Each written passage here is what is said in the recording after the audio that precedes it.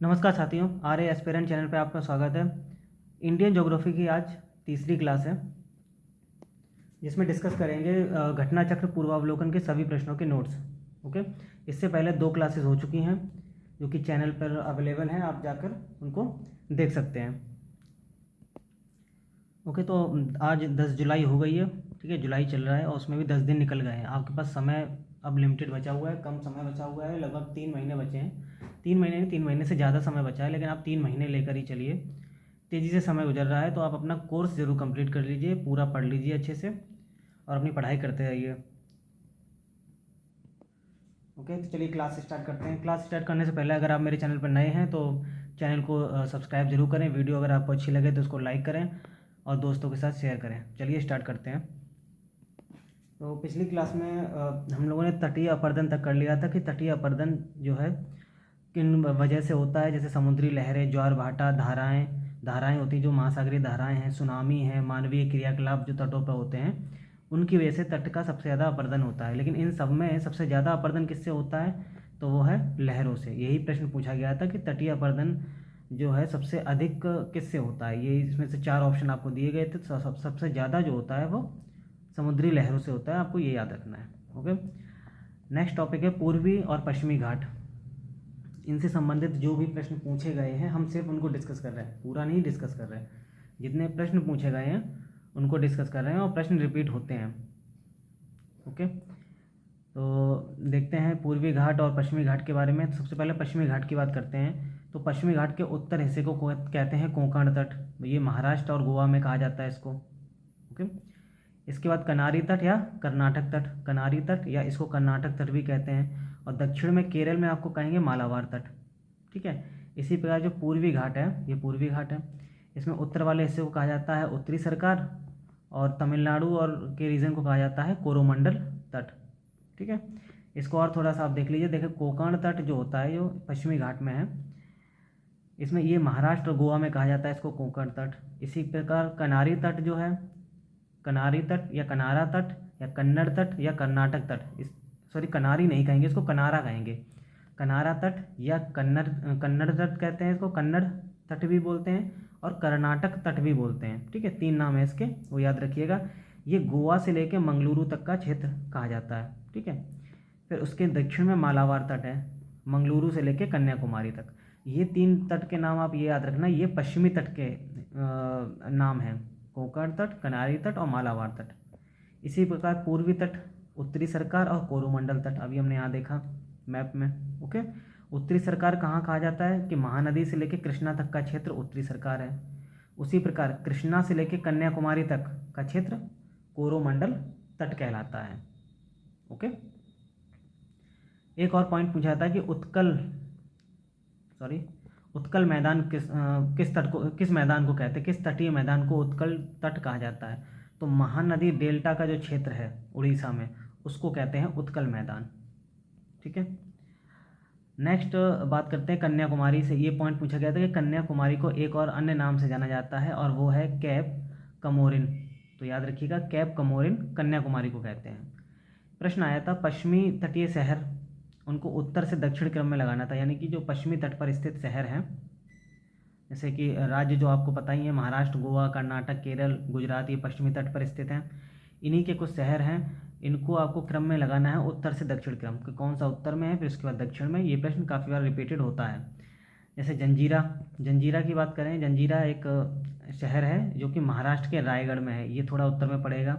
इन 4 option, ये 4 option दिए थे, इन्हीं को क्रम में आपको लगाना था। सिंधुदुर्ग, ये भी महाराष्ट्र में है। कन्नूर, ये केरल में है। और नागरकोइल, ये तमिलनाडु में है। तो ये उत्तर से दक्षिण इनका क्रम है पश्चिमी घाट में। ठीक है, इसी प्रकार पूर्वी घाट के भी पूछे जाते हैं।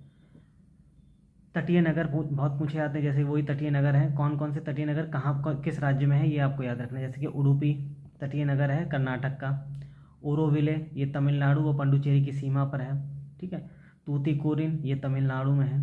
ओके, सागर पुलिन, और यानी सागर के जो बीच हैं पुलिन, और राज्य किस राज्य में है, जैसे दीघा, ये सागर पुलिन है, ये पश्चिम बंगाल में है, याद रखिएगा, बहुत पूछते हैं इसको। गोपालपुर उड़ीसा, कलांगुट गोवा में और मरीना तमिलनाडु में। तो ये याद रखिएगा, मैच दी कॉलम में प्रश्न इससे आते हैं। कुछ जल संधियों की बात करते हैं, आपको याद तो होगी लेकिन फिर भी यहाँ पर डिस्कस कर लेते हैं कौन कौन सी पूछी गई हैं। जैसे 8 डिग्री चैनल, ये मालदीव और मिनिकॉय के बीच में है। मिनिकॉय लक्षद्वीप का ही है हिस्सा है, ठीक है। तो लक्षद्वीप तो आप नहीं कहेंगे, मिनिकॉय और मालदीव के बीच में या लक्षद्वीप और मालदीव के बीच में 8 डिग्री चैनल है, ठीक है। इसी प्रकार 9 डिग्री चैनल, ये मिनिकॉय और लक्षद्वीप के बीच में है। मतलब मिनिकॉय सबसे दक्षिण में, लक्षद्वीप जो ये इस तरीके से लक्षद्वीप है, ठीक है। उसमें एक दक्षिण में ये द्वीप पास पास में है, इसके दक्षिण में एक मिनिकॉय है, ये भी इसी का पार्ट है लेकिन थोड़ा दूरी पर है ये, ठीक है। तो लक्षद्वीप और मिनिकॉय इसके बीच में है ये 9 डिग्री चैनल। उसी प्रकार मिनिकॉय और ये मालदीव है नीचे, इसके बीच में है 8 डिग्री चैनल। तो इस तरीके से आपको याद रखना है, ठीक है। हालांकि मिनिकॉय जो है इंडिया का ही पार्ट है, याद रखिएगा। इसी प्रकार 10 डिग्री चैनल लघु अंडमान और कार निकोबार के बीच में, या अंडमान और निकोबार के बीच में, ये भी कह सकते हैं आप। ऊपर आपके अंडमान है ये, ठीक है, और फिर निकोबार स्टार्ट होते हैं, तो इनके बीच में 10 डिग्री चैनल है, ठीक है। अब यहाँ लघु अंडमान इसलिए लिखा हुआ है, इसको लिटिल अंडमान भी कहते हैं, क्योंकि अगर अंडमान को देखें तो उत्तरी अंडमान, मध्य अंडमान, दक्षिण अंडमान और फिर होता है एक लिटिल अंडमान, ठीक है। इसी प्रकार निकोबार में सबसे ऊपर मिलेगा कार निकोबार, ओके। तो अंडमान, लिटिल अंडमान और कार निकोबार इसके बीच में है 10 डिग्री चैनल। और अगर ये भी ना दिया हो, ऑप्शन में दिया हो, तो अंडमान और निकोबार के बीच में है 10 डिग्री चैनल, ठीक है। तो ये एक प्रश्न पूछा जाता है। इसी प्रकार दक्कन पास, अब दक्कन पास ये अंडमान में है, दक्षिण अंडमान और लघु अंडमान के बीच में अभी हमने बात की थी। उत्तरी अंडमान, मध्य अंडमान, दक्षिण अंडमान और लघु अंडमान, इसके बीच में है ये दक्कन पैसेज, ठीक है। नेक्स्ट बात करते हैं कोको चैनल। कोको चैनल आपका उत्तरी अंडमान के उत्तर में स्थित है कोको चैनल, ठीक है। तो उत्तरी अंडमान और कोको द्वीप के बीच में आपको मिलेगा कोको चैनल। मान लीजिए ये जो है अंडमान निकोबार द्वीप समूह, तो ये उत्तरी अंडमान है सबसे उत्तर में, यहाँ पर है कोको द्वीप, ठीक है। इन दोनों के बीच में है कोको चैनल। और ये कोको द्वीप पर जो अधिकार है वो म्यांमार का है, ये भी आपको याद रखना है, ओके। म्यांमार का अधिकार है इस पर। नेक्स्ट है पाक स्ट्रेट और मन्नार की खाड़ी है, जानते ही हैं, इंडिया और श्रीलंका के बीच में आपको मिलेगी, ठीक है। नेक्स्ट बात करते हैं, प्रश्न पूछा गया था उत्तरी अंडमान की ऊंची चोटी आपको याद रखनी है और ग्रेट निकोबार की भी अलग से याद रखनी है। अगर अंडमान निकोबार की टोटल पूछी जाए तो ये सबसे ऊंची चोटी हो जाएगी सैंडल पीक, जो कि उत्तरी अंडमान पर स्थित है, सबसे ऊंची है। और सिर्फ अगर निकोबार में पूछी जाए तो ग्रेट निकोबार पर स्थित है माउंट थुलियर, जो कि निकोबार की सबसे ऊंची चोटी है, ओके। नेक्स्ट बात करते हैं ज्वालामुखी द्वीप है, भारत का एकमात्र ज्वालामुखी द्वीप, सक्रिय ज्वालामुखी द्वीप है, जो है बैरन द्वीप, ठीक है। ये पोर्ट ब्लेयर से 135 किलोमीटर नॉर्थ ईस्ट में स्थित है। उसके अलावा एक और भारत का ज्वालामुखी द्वीप है जिसका नाम है नारकोंडम द्वीप, ठीक है। ये प्रसुप्त ज्वालामुखी है। तो जागृत ज्वालामुखी और प्रसुप्त ज्वालामुखी, ये दोनों ही नाम याद रखिएगा। बैरन द्वीप जागृत ज्वालामुखी है और नारकोंडम प्रसुप्त ज्वालामुखी है, ठीक है। श्री हरिकोटा के बारे में याद रखिएगा, ये आंध्र प्रदेश में स्थित है, पुलिकट झील के पास स्थित है, ठीक है। और यहीं पर इसी पर स्थित है सतीश धवन अंतरिक्ष केंद्र। पम्बन द्वीप, इसको रामेश्वरम द्वीप भी कहते हैं। और पम्बन द्वीप का अंतिम छोर है धनुषकोडी से मन्नार द्वीप तक राम सेतु बना हुआ है। मन्नार द्वीप है श्रीलंका में, ठीक है। और धनुषकोडी रामेश्वरम पर या पम्बन द्वीप पर स्थित है।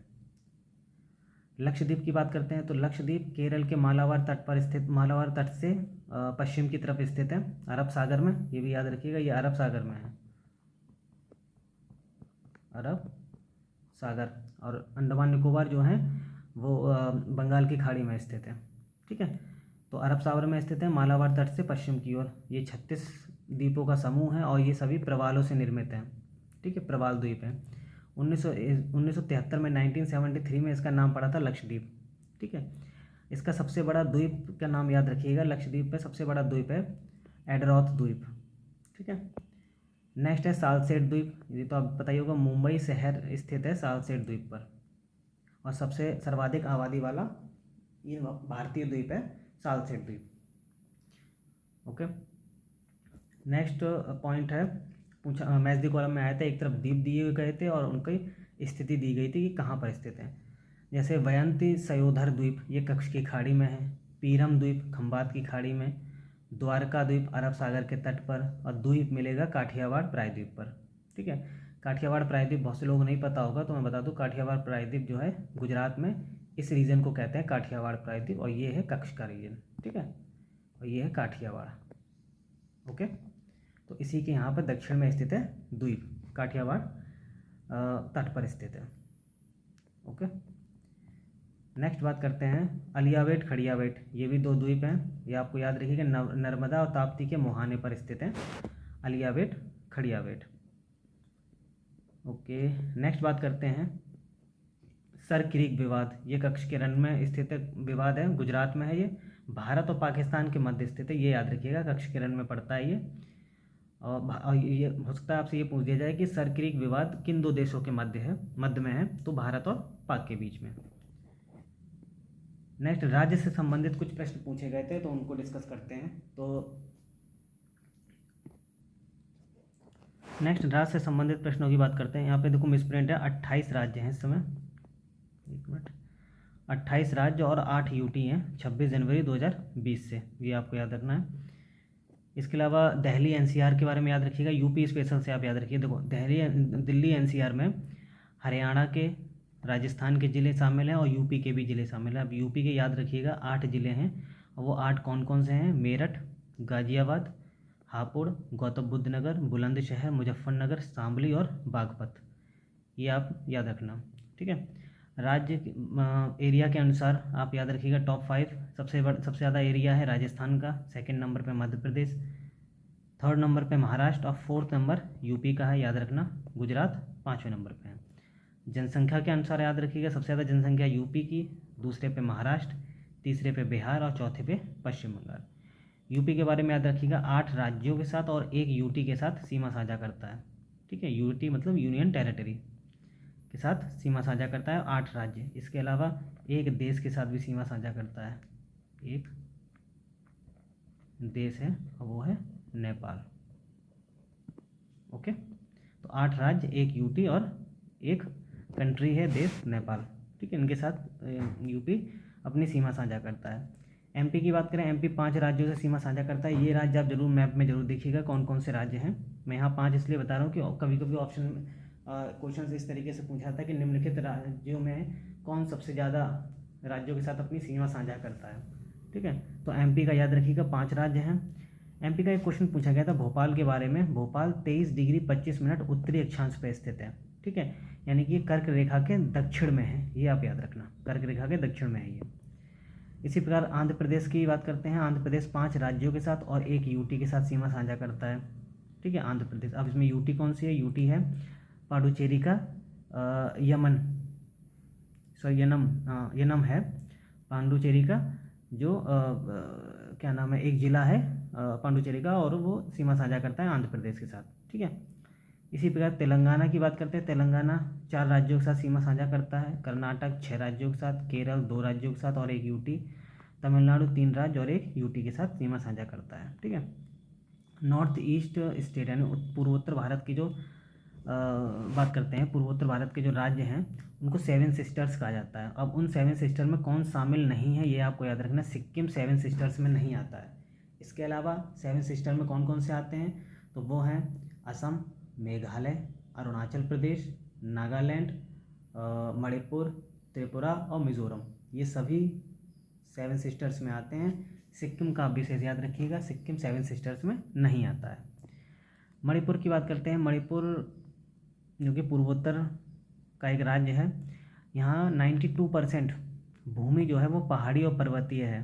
ठीक है, यहाँ पर एक फुमडीज पाए जाते हैं। फुमडीज क्या होता है? लोकटक झील, आपको पता है मणिपुर में ही है लोकटक झील, उसमें तैरने वाले छोटे छोटे भूखंड या द्वीप हैं फुमडीज, उनको फुमडीज कहा जाता है। और ये संगाई हिरन का प्राकृतिक निवास स्थान है, ये भी याद रखिएगा।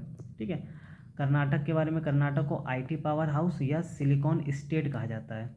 उसी प्रकार जो बंगलुरु है इसको सिलिकॉन वैली कहते हैं। ठीक है, पाट भूमि आकृति है, ये पहाड़ों की तरह होती है लेकिन पहाड़ों से ऊंचाई इनकी कम होती है। ठीक है, तो पाट भूमि ये आपको छोटा नागपुर पठार क्षेत्र में मिलेंगे। इसी प्रकार विदर्भ एरिया किसको कहते हैं?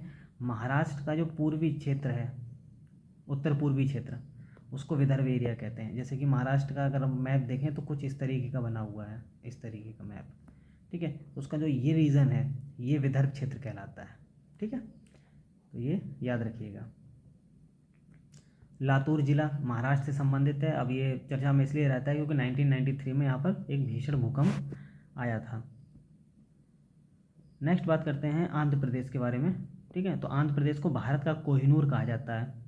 क्यों कहा जाता है? क्योंकि यहाँ पर एक खान थी, वहाँ से कोहिनूर हीरा निकला था, प्राप्त हुआ था। तो वो खान का नाम है कोल्लूर खान, जो कि आंध्र प्रदेश में है, इसीलिए इसको भारत का कोहिनूर कहा जाता है, ठीक है।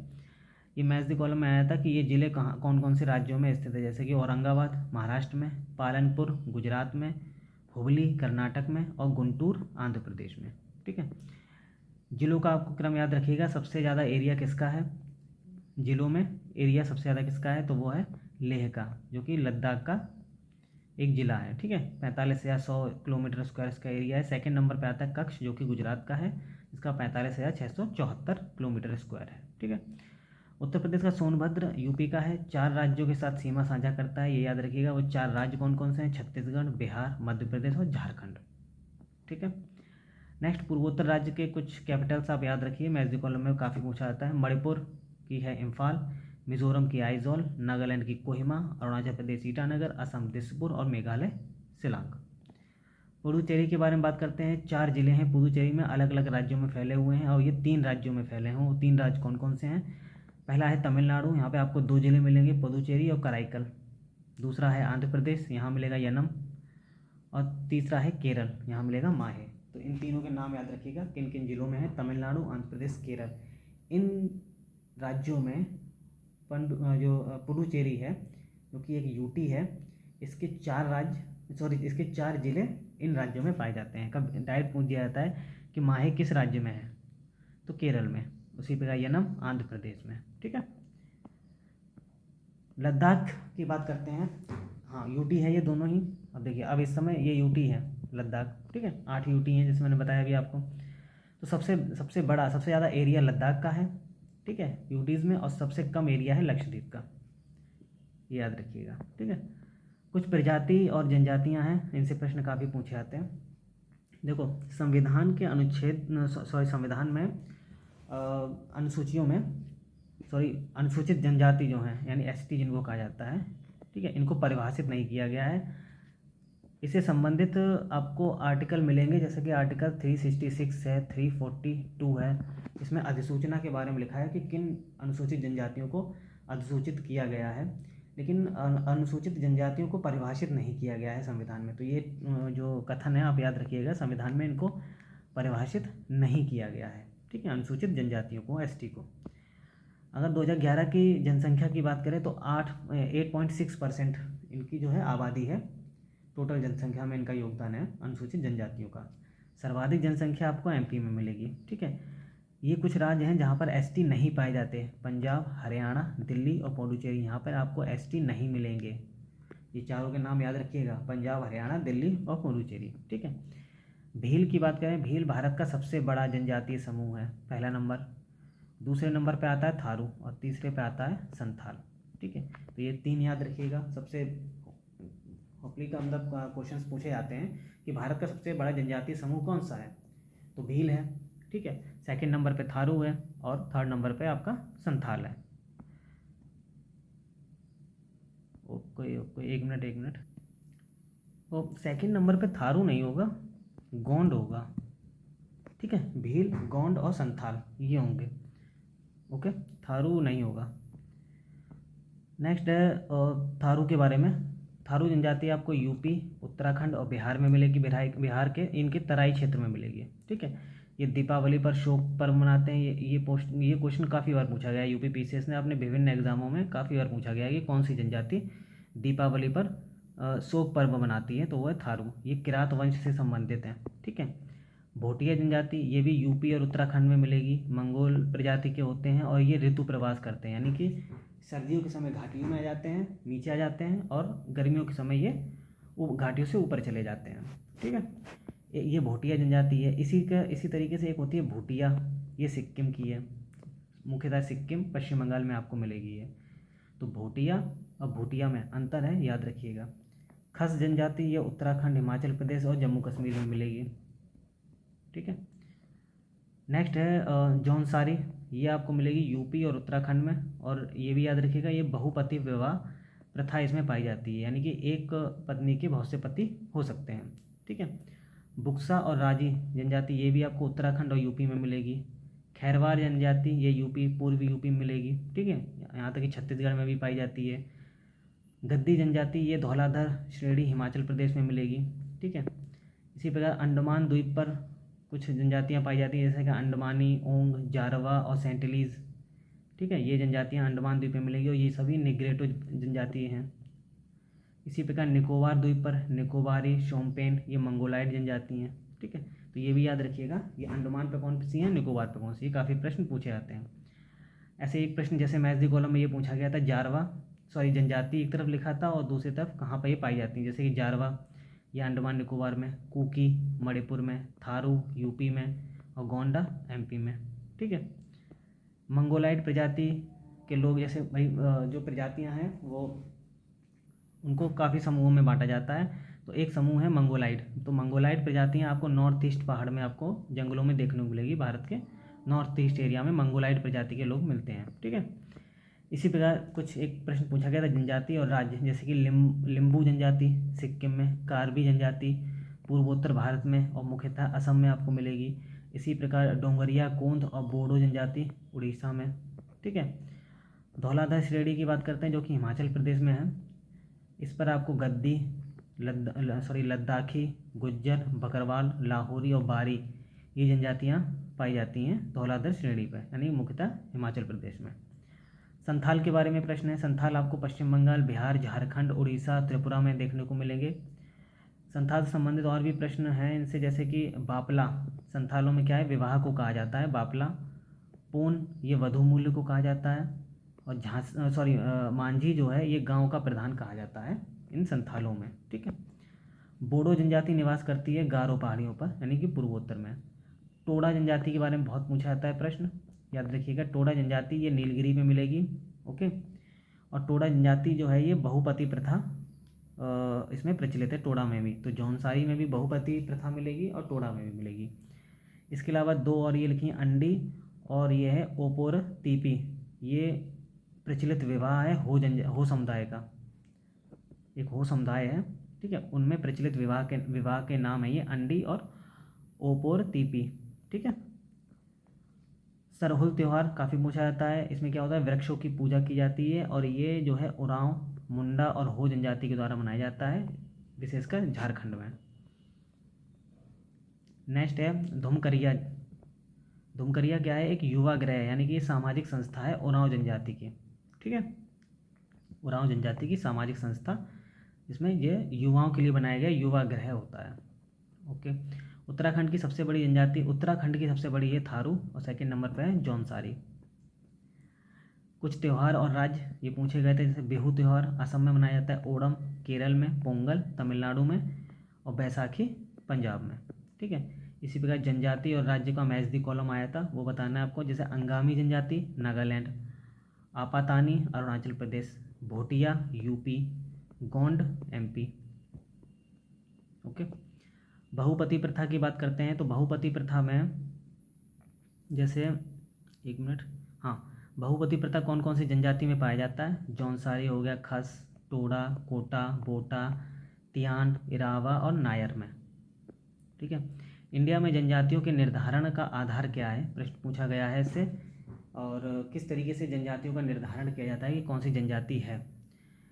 तो वो आधार है, तो उनके सांस्कृतिक आधार हैं और उनके आवास, तो सांस्कृतिक विशेषता और विभिन्न आवास। ठीक है। मोपला की बात करें, ये केरल में मिलेगी और मुरिया जनजाति छत्तीसगढ़ में। नेक्स्ट बात करते हैं लोथा। लोथा एक भाषा है जो कि स्थानीय भाषा है, जो नागालैंड में आपको नागालैंड में बोली जाती है। ठीक है। चांगपा समुदाय, चांगपा समुदाय के बारे में याद रखिएगा, ये मुख्यतः आपको लद्दाख के जास्कर एरिया में मिलेंगे। पश्मीना बकरियों को ये पालने का काम करते हैं। ठीक है। कोरवा जनजाति ये आपको झारखंड और छत्तीसगढ़ में मिलेगी। कोन्याक जनजाति नागालैंड, लंबाड़ा आंध्र प्रदेश और रेंगमा नागालैंड और असम में। ठीक है। मंगारिया ये एक मुस्लिम समुदाय है। ठीक है। और राजस्थान के रेगिस्तान में ये निवास करते हैं और ये संगीत परंपरा के लिए विख्यात हैं। कत्था बनाने वाली जनजाति है खैरवार, जो पूर्वी यूपी में मिलेगी, छत्तीसगढ़ में मिलेगी। खैरवार जनजाति ये कत्था बनाने का काम करती है। कुड़ुख जो है ये द्रविड़ परिवार की बोली है और उरांव जनजाति द्वारा बोली जाती है। ठीक है, तो ये भी याद रखिएगा। हलाम नोटिया जनजाति जो है ये त्रिपुरा की हैं, हलाम और नोटिया। बिलमा नृत्य ये बैगा जनजाति से संबंधित है। इसी प्रकार तमरिया जनजाति ये झारखंड और उड़ीसा से संबंधित है, तमरिया जनजाति। ठीक है। नेक्स्ट टॉपिक है भाषा। तो भाषाओं से संबंधित क्या क्या प्रश्न पूछे गए थे उनको डिस्कस करते हैं। जैसे इंडिया में सर्वाधिक बोली जाने वाली भाषा कौन सी है, तो पहले नंबर पे आती है हिंदी, सेकंड पे बंगाली, थर्ड पे मराठी, फिर तेलुगु और तमिल। तो ये दो याद रखिएगा, पहले पे हिंदी है, दूसरे पे बंगाली है। ठीक है।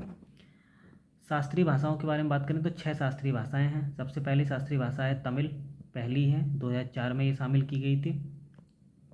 इसके बाद है संस्कृत 2005 में, फिर इसके बाद कन्नड़ और तेलुगु 2008 में, मलयालम 2013 में, उड़िया 2014 में। ठीक है, तो ये 6 हैं, 6 के नाम याद रखिएगा और पहली वाली का याद रखिएगा कि पहली वाली कब शामिल की गई थी और कौन सी थी। तो पहली तमिल थी जो 2004 में शामिल की गई थी। ठीक है। इंडिया में सबसे बड़ा भाषाई समूह कौन सा है, तो इंडो आर्य या भारत यूरोपीय समूह भी इसको कहते हैं। तो भाषा बोली जाती है उनको भी बहुत से समूहों में बांटा गया है। तो आपको ये याद रखिएगा, भारत में जो भाषा बोली जाती है हिंदी, वो इंडो आर्य इसको इंडो आर्य कहते हैं, इंडो आर्यन या फिर भारत यूरोपीय समूह की ये भाषा है। ठीक है। इसी प्रकार ये जो आस्ट्रो एशियाटिक समूह की भाषाएं ये जनजातियों द्वारा बोली जाती हैं। तो ये भी आप मोस्ट इम्पॉर्टेंट पॉइंट है, पूछा जाता है कि निम्नलिखित में से जनजातियां हैं वो कौन से समूह की भाषा बोलती हैं, तो वो समूह है ऑस्ट्रो एशियाटिक समूह। ठीक है। तो बस आज के सेशन में बस इतना ही है और मिलते हैं नेक्स्ट क्लास में, इसी को कंटिन्यू करेंगे। ओके, तब तक आप अपनी पढ़ाई करते रहिए और पूरा वीडियो सुनने के लिए बहुत बहुत धन्यवाद।